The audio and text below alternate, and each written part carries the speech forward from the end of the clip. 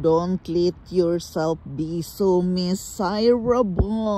This is just a share, a reminder to each and every one of us. Don't let be yourself so miserable. Remember that in this life journey, we are the one who will think positive so we can live our life for the better.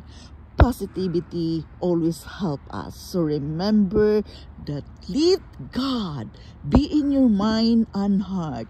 Believe in His love and don't let your life miserable. Control it.